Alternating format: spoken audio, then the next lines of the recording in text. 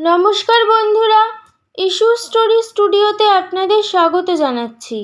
আপনাদের সামনে আমি উপস্থাপন করছি জনপ্রিয় লেখক হেমেন্দ্র কুমার রায়ের লেখা কাপালিকের কবলী নামক অসাধারণ রহস্যময় গোয়েন্দা গল্পটির দ্বিতীয় পর্ব।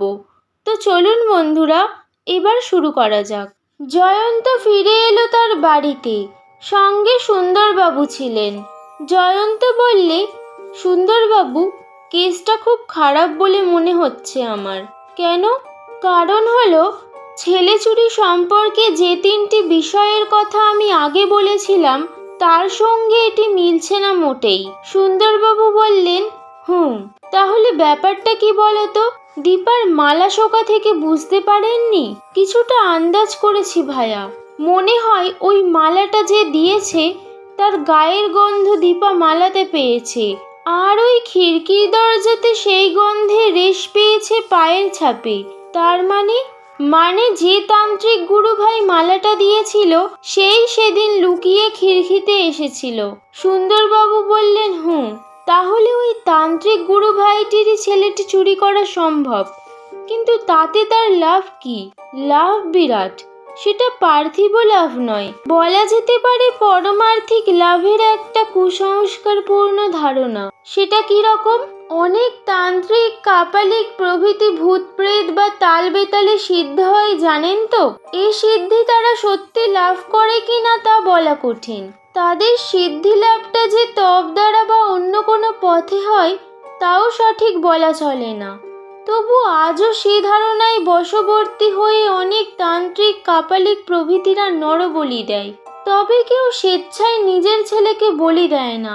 তাই তারা অনেক সময়ই ভালো সুলক্ষণযুক্ত নিখুঁত ছেলে পেলে তাদের চুরি করে। সুন্দরবাবু বললেন, সর্বনাশ! তাহলে কি এতক্ষণে তাকে বলি দেওয়া হয়ে গেছে? আমার মনে হয় তা হয়নি। সেটা তুমি কি করে বলছো? জয়ন্ত বললেন, দেখুন সুন্দরবাবু, অনুমান বলে একটা কথা আছে জানেন তো।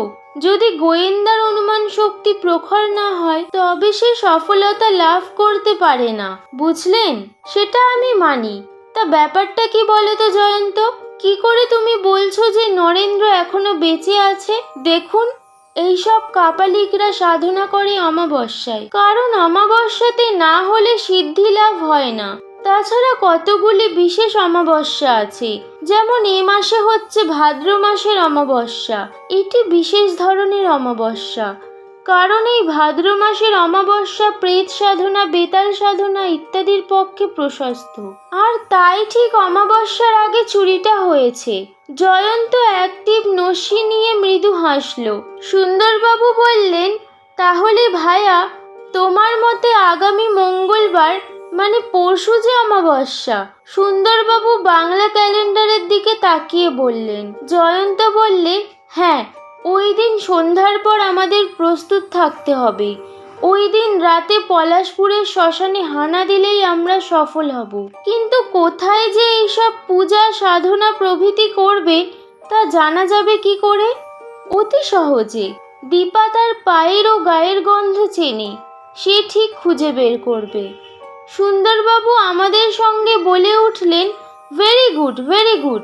ব্যাটাকে ঠিক বাগে পাওয়া গেছে। তবে সে কি এ কাজ প্রথম করছে না আগেও করেছে তা আমি বলতে পারবো না। এইসব তান্ত্রিকরা যে শতাধিক নরবলি দেয় এমন ঘটনাও জানা গেছে। অমাবস্যা অভিযানের জন্য রেডি হতে পারি? নিশ্চয়ই। আর ওই সময়ের আগে পলাশপুরের ওসিকেও একটা তার করে দিন বা ফোনে জানিয়ে দিন যে আমরা অভিযানে বের হব এবং সেখানে যাব। তবে বিস্তারিত কিছু জানাবেন না।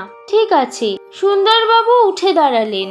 এখানেই শেষ হলো গল্পটির দ্বিতীয় পর্ব। গল্পটির দ্বিতীয় পর্ব ভালো লেগে থাকলে লাইক এবং শেয়ার করুন, চ্যানেলটিকে সাবস্ক্রাইব করুন এবং নিজের মতামত কমেন্ট সেকশনে জানাতে ভুলবেন না। খুব তাড়াতাড়ি আসতে চলেছে গল্পটির শেষ পর্ব।